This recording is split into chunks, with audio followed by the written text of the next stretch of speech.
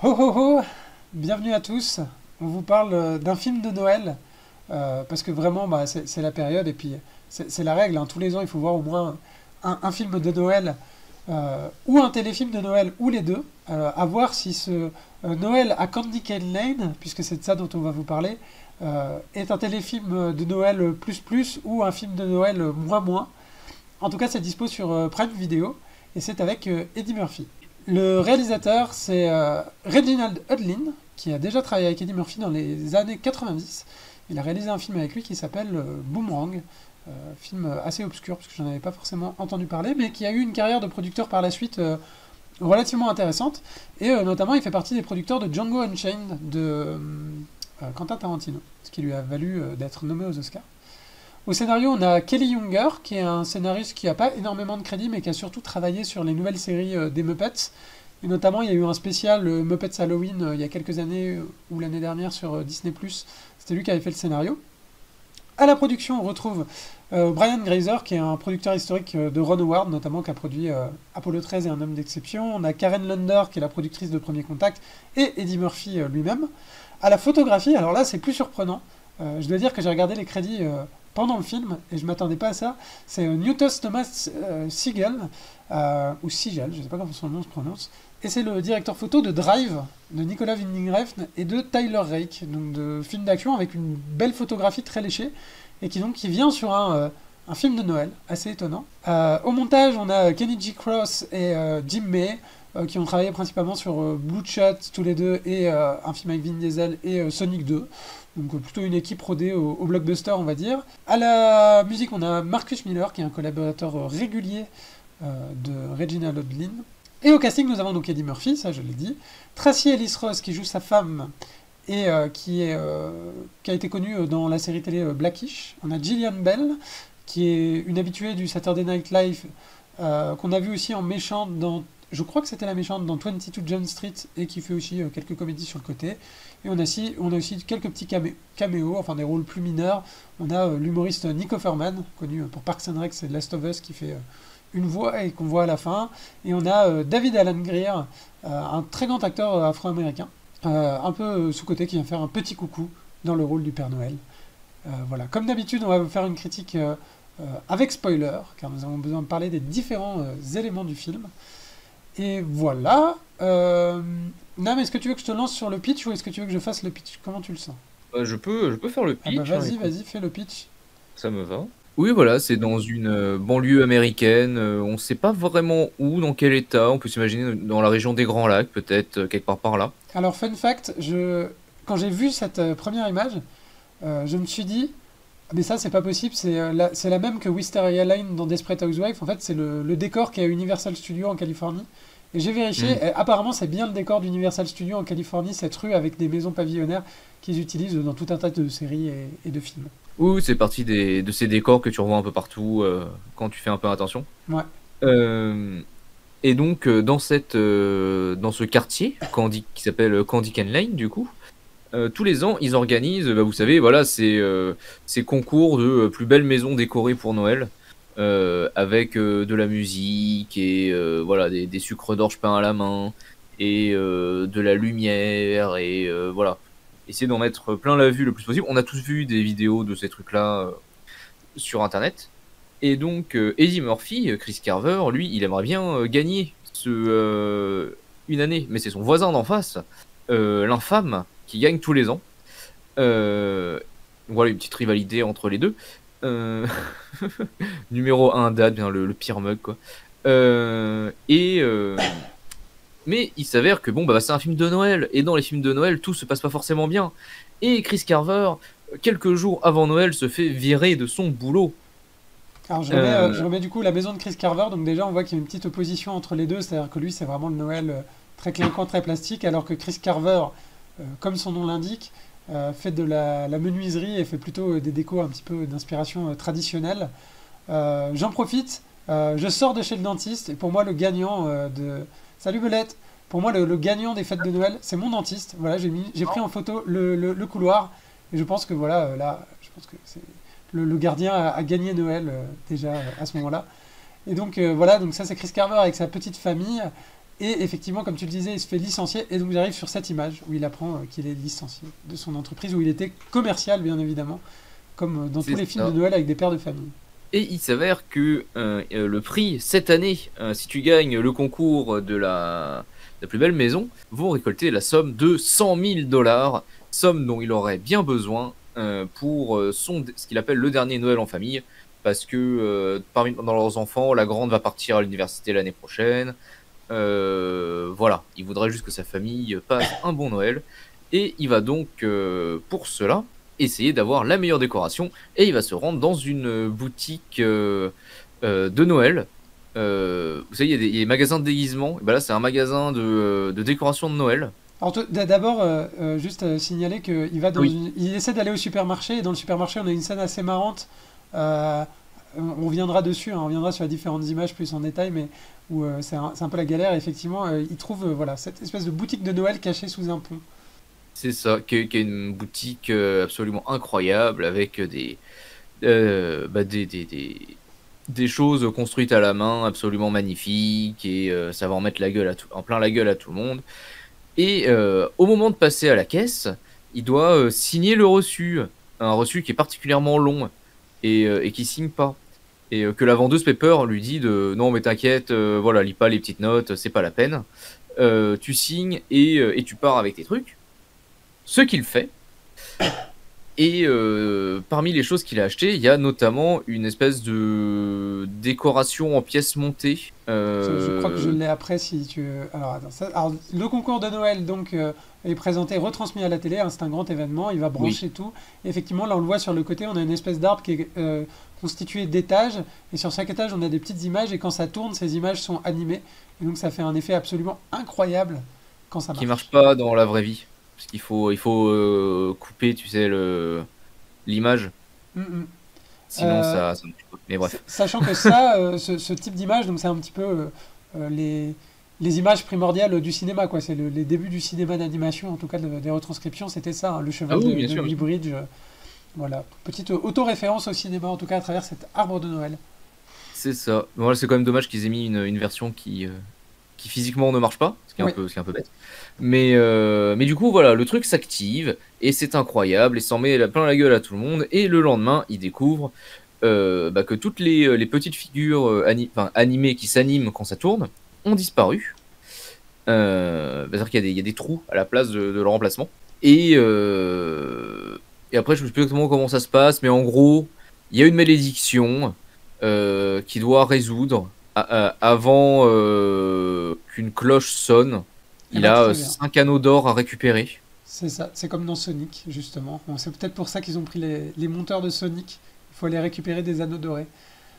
Du C'est coup, vrai. je vais revenir un petit peu en arrière, parce que ça, effectivement, c'est les prémices du pitch, pour revenir un petit peu plus sur à quoi ressemble le film en tant que tel. Déjà, là, vous avez vu quelques images. Je reviens sur les différentes images qu'on a. Donc, il y a effectivement cette opposition entre un Noël un petit peu... alors, c'est toujours l'idée d'en mettre plein la vue, mais il y a quand même déjà une opposition entre un Noël un petit peu plus traditionnel et un Noël un petit peu moderne et très consumériste. Et ce qui sera très important dans le film, c'est la structure familiale. C'est-à-dire, c'est la structure familiale et à travers l'esprit de Noël qui va leur permettre de triompher de cette malédiction-là. Euh, Oui, parce que j'en ai pas parlé, mais voilà, dans les membres de la famille, ils sont 5, ils vont ouais, tous chacun avoir leur petit arc, qui vont bien entendu se résoudre tous en même temps à la fin du film, dans la bonne humeur, parce que ça reste un film de Noël, bien sûr. et visuellement, alors, on aurait pu s'attendre à ce que ce soit un film de Noël un petit peu centré sur la communauté afro-américaine, comme ça se fait parfois dans les comédies. Alors que là, c'est pas vraiment le take. Il se trouve que c'est une famille afro-américaine, mais ça n'a dans l'histoire pas eu une importance. Que ce soit, d'ailleurs, on peut même un petit peu le déplorer, que ce soit dans les codes visuels ou dans les codes culturels qui sont déployés. Ils sont dans un intérieur, là on le voit tout de suite, un intérieur bourgeois, pavillonnaire américain, tout ce qu'il y a de plus classique, quoi. Est-ce qu'il y a une touche de romantisme? Pas vraiment. Oui, un petit peu. Non, Il y a sa relation pas avec trop. sa femme. En tout cas, si, il y a le pouvoir du mariage à la fin qui est très important. Ça, c'est sûr. Oui, C'est plus vraiment un film sur le thème, c'est vraiment la famille et c'est centré sur voilà comment on se soutient dans la famille et on traverse les difficultés ensemble. Oui, malgré c'est ça. parfois des différences de point de vue, quoi. Et puis ça se veut, tu sais, ces films de Noël, comment? Pas convivial, mais rassembleur, tu vois, où Exactement. personne se sentira froissé. Donc ça a beau être une famille noire bourgeoise, c'est pas us, hein, voilà, on n'est pas là pour fâcher Oui, qui que ce oui, soit. clairement. Malheureusement, ça se retrouve aussi parfois dans l'esthétique, notamment la musique, qui est une musique totalement, pour moi, insignifiante dans le film, qui est vraiment la musique de Noël qu'on a entendue 50 fois. À se demander pourquoi ils ont embauché un compositeur, vraiment, ils pouvaient reprendre celle d'un précédent film, on s'en serait pas forcément rendu compte. En revanche, sur le côté visuel, c'est pour ça que j'étais revenu en arrière. euh, donc déjà, on a cette séquence avec un travelling où on va voir le supermarché en train d'être dévalisé, les gens qui se tapent dessus. Ensuite, on va avoir ce joli plan sur le magasin qui est quand même pas mal éclairé, pas mal foutu, quoi. Comme je vous ai dit, on a un bon gars à la photo. Il y a quand même une certaine ambition visuelle, à l'instar de la déco des maisons, d'en mettre un petit peu plein la vue.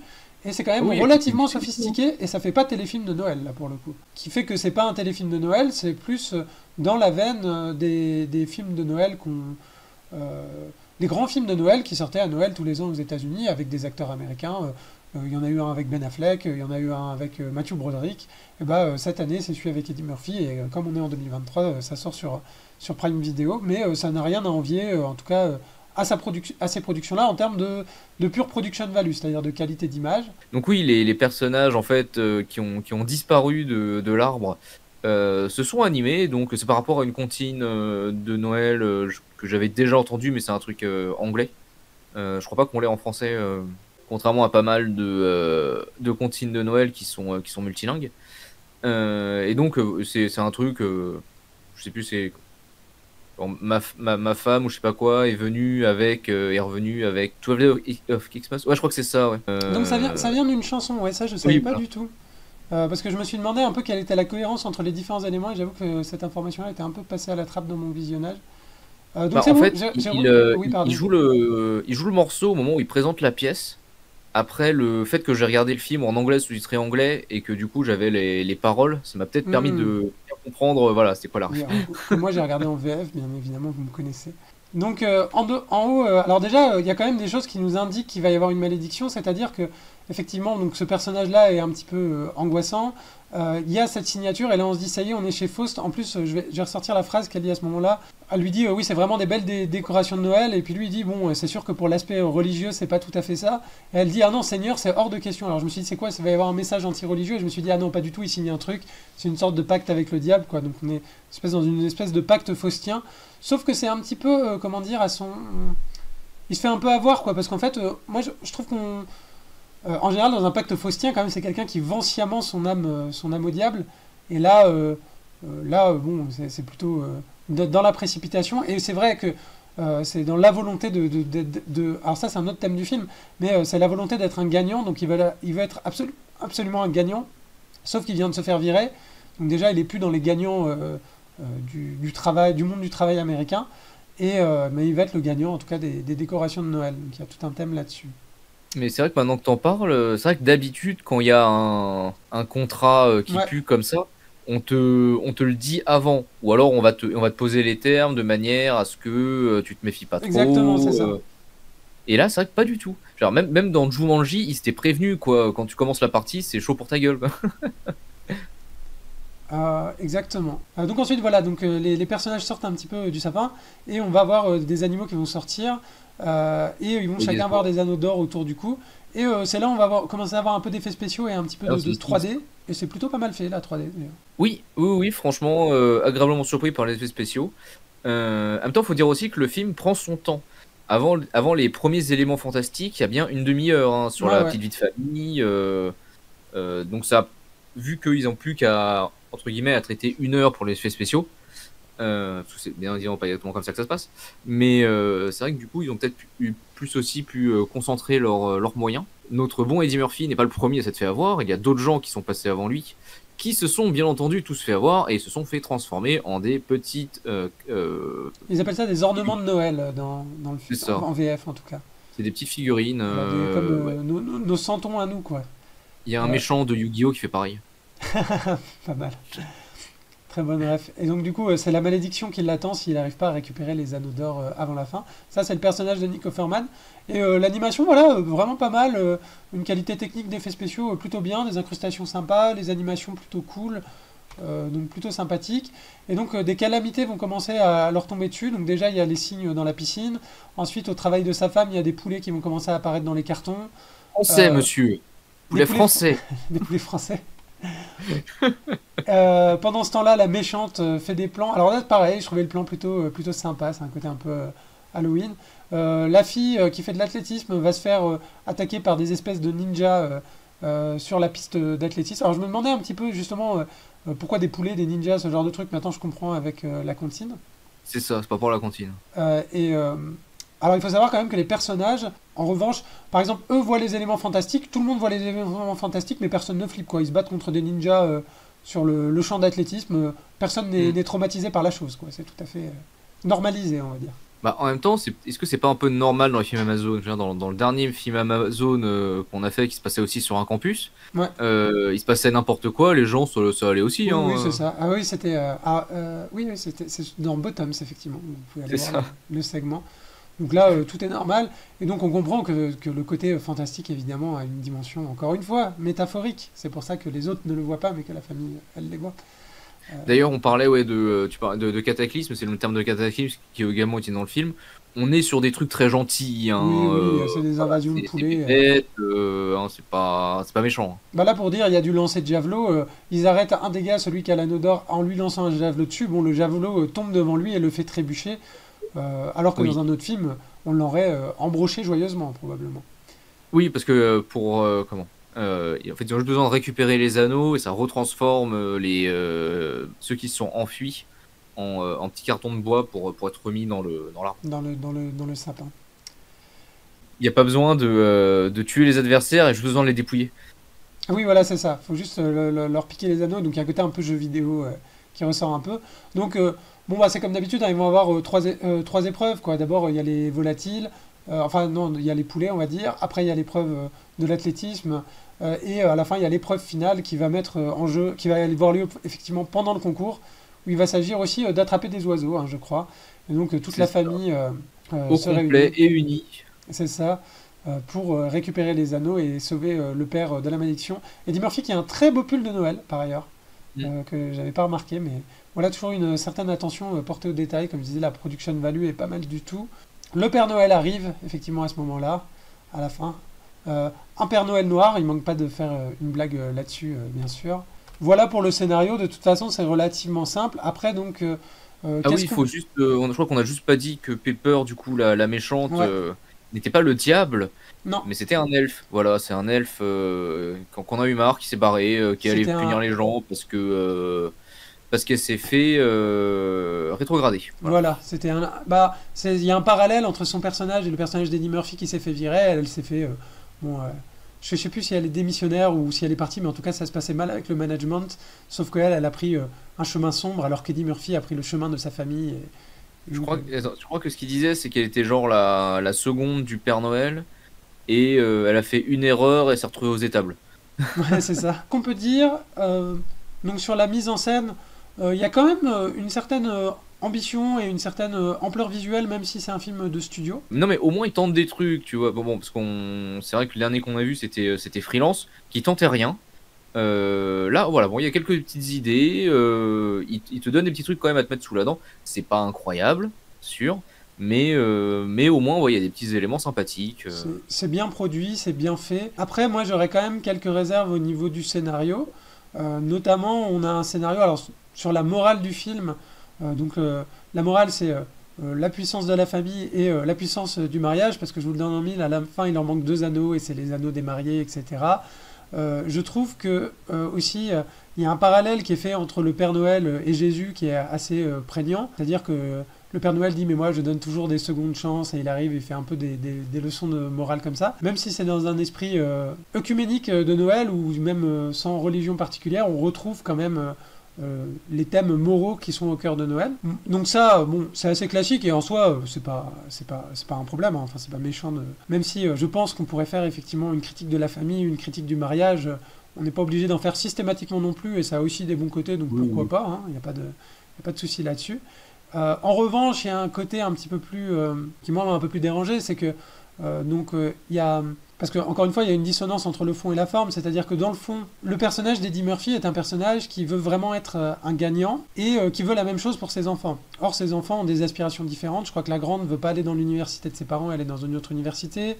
C'est Le ça. fils est passionné de musique et veut faire du tuba. Et donc, en fait, l'idée, c'est de montrer à travers le film qu'il n'y a pas qu'un seul parcours de vie et qu'il n'y a pas qu'un seul parcours de réussite. Et que les parcours de réussite stéréotypés, où c'est toi qui en mets le plus dans la vue aux gens, et c'est pas forcément l'idéal dans la vie, on peut chacun trouver sa voie. Et l'essentiel, c'est finalement d'essayer d'être le meilleur dans ce qu'on fait, quelle que soit la chose que l'on fait.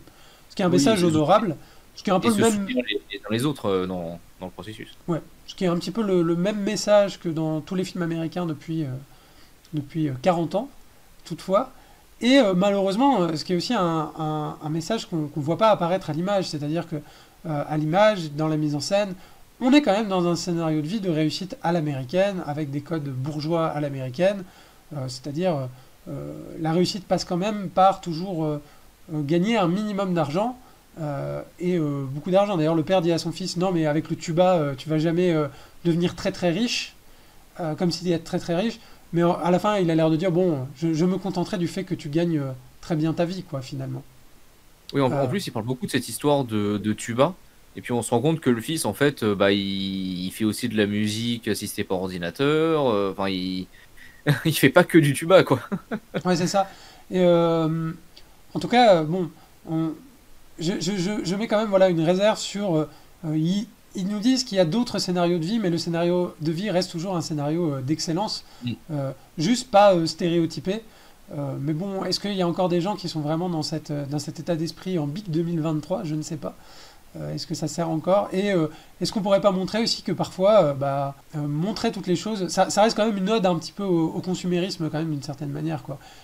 Oui, Il y a bah, pas du tout de c'est un critique qui est film de fait Noël, hein, là-dessus. et Voilà, c'est un film de Noël américain, c'est consumériste de base. voilà, c'est ça. Même le film il le dit à un moment, même Pépère, elle le dit, que ça parle de thunes. C'est ça, et puis lui, il est licencié, donc tu pourras avoir C'est l'opportunité d'avoir un sous-texte social, normalement, et de dire qu'il va être un petit peu dégradé. Bon, il n'y a pas du tout de remise en cause qui est fait là-dessus, et on reste quand même sur quelque chose de totalement inoffensif du point de vue du scénario, quoi. Ah oui, oui, non, mais on est sur quelque chose oui, de très consensuel, hein. Mm. Ça reste, bah c'est ça, ça reste un film de Noël qui veut froisser personne, donc Alors, très consensuel, toutefois, j'ai regardé un petit peu les critiques. Alors, je sais pas si tu connais ce site, moi c'est un site que j'avais découvert quand je travaillais dans l'univers des jeux vidéo mobiles. Et en fait, quand on essayait de trouver des reviews des jeux vidéo mobiles, il n'y avait pas beaucoup de sites qui faisaient ça. Il y a un site américain qui en faisait beaucoup, qui s'appelle Common Sense Media, le média du sens commun. Donc déjà, ouais. bon, sens commun, ça place un peu politiquement les choses. Et c'est un média qui fait des critiques sous l'angle de la moralité des œuvres.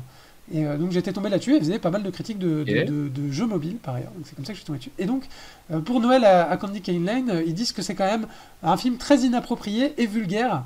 Nous on l'a trouvé très consensuel, mais eux ils ont trouvé l'inverse, alors que vraiment le film est... Il y a des amorces de gros mots qui sont bipés, enfin il y a des choses comme ça, mais c'est vraiment d'une gentillesse absolue, quoi. Bah oui, je sais pas, qu'est-ce qui les a choqués? Nous n'avons pas encore le prisme américain. Bah, je pense que le fait qu'ils Ils disent ont des ce gros qu'il y a, nous. mots, que le discours religieux soit pas un discours habituel, qu'il y ait une peut-être petite remise en cause. Donc, ouais. Aussi, tu voulais dire, Ah oui. par rapport à cette... on en a parlé un petit peu avant, Eddie Murphy, dans le film, Oui. euh, normalement, il n'est pas habitué aux comédies gentilles, à Eddie Murphy. Et puis d'habitude, bon, parce que bon, Eddie Murphy, on le connaît quand même pas mal, hein, dans les films comiques.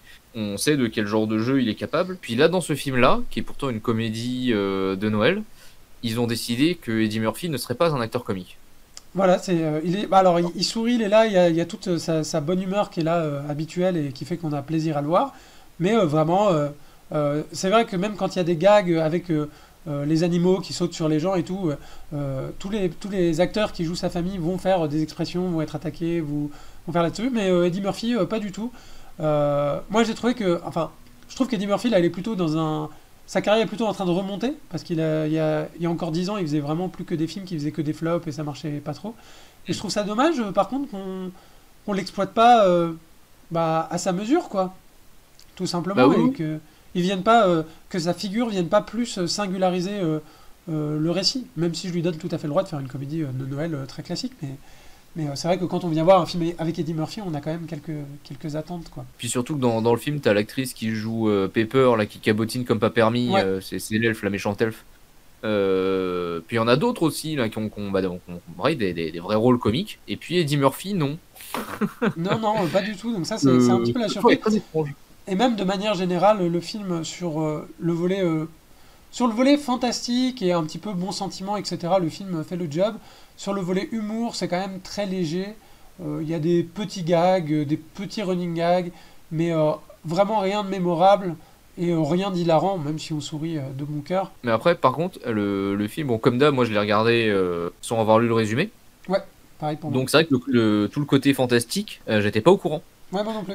Et c'est vrai que du coup, quand le film a commencé, je le vois, il se fait virer de son taf et tout. Je me dis, oh non, ça va être ce genre de film de Noël. C'est ça. Ça va être la grosse chialade pendant 1 heure et demie. Et en fait, non, au bout d'une demi-heure, il y a le fantastique. Je suis là, en fait, non, ça va, c'est cool. Ouais. Je trouve ça plutôt agréable, la manière dont le film a été fait de ce côté-là. Mais c'est vrai que du coup, c'est peut-être un petit peu déséquilibré. Et c'est vrai que du coup, vu que t'as le personnage d'Eddie Murphy au début, qui est quand même un personnage qui est très ancré dans le réel, surtout qu'il lui arrive un truc quand même un peu grave. Et c'est vrai que peut-être le faire surjouer derrière aurait trop tranché avec ce qu'on voyait pendant la première demi-heure. Et en même temps, avec ce qui se passe, ils auraient pu se lâcher un petit peu, tu vois. Clairement. Après, le film a ce côté un peu, justement, comme tu disais, moi j'avais peur que ce soit des bons sentiments, mais des bons sentiments très pleurnichards, quoi, très téléfilm de Mm. TF1. Et au final, il y a une petite scène à la fin un peu émouvante avec les deux anneaux et tout, où ils ont un petit peu de la buée dans les yeux, mais à part ça, pas du tout, ça reste très wholesome. Et puis même quand il y a des petites discussions avec les enfants où ils sont pas d'accord, on n'est pas du tout dans une relation qui pourrait être toxique ou abusive des parents. C'est juste, ils leur disent, nous on préférait que tu fasses ça, mais on sent que quand même ils sont très bienveillants vis-à-vis de leurs enfants. Et donc en fait, ce qui fait que le film quand même voilà, est très léger et très agréable à regarder. Aucune révolution esthétique à noter. Juste, voilà, un bon petit film de Noël, pas désagréable, quoi. Oui, c'est ça, c'était sympathique. Mm, mm. Au moins, voilà, au moins ça se laissait voir. Je me suis pas ennuyé. Contrairement à Freelance qu'on en a parlé la dernière fois. C'est ça.